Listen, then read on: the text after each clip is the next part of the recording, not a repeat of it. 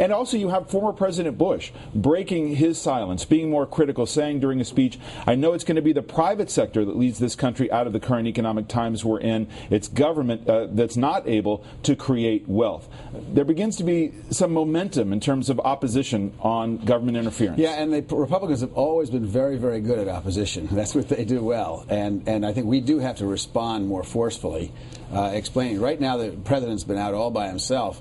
I think, frankly, one of the problems is health care's got to start moving in the Senate, and as your poll showed out, it has to have a public option. There has to be a choice for the public. They can't be consigned to dealing with the insurance companies from now on. That's going to be a big test for the Obama administration. Well, I'm going to have you explain that. When you talk about a public option, it's the government saying, look, here is a big government-sponsored plan that you can have alongside private insurance. The president says you can keep what you like, right? But here's this public option. And you know, critics, I mentioned President Bush again, he said this is nationalizing health care. Republicans don't want it. It's also incredibly expensive. But you say in your book, you can't have reform without it. You can't have reform without it. Right now, why would you put $1 trillion into a system that we have that has served us, it has increased the inflationary rate, has gone up by 250% every single year. This is crazy.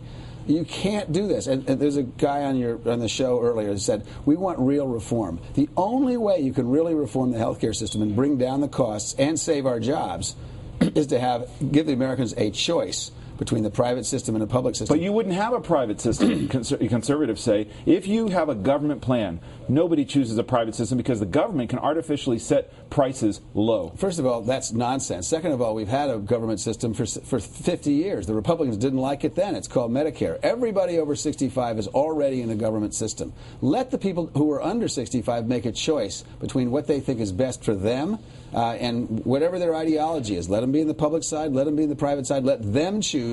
Let's not have the Congress and the insurance companies choosing.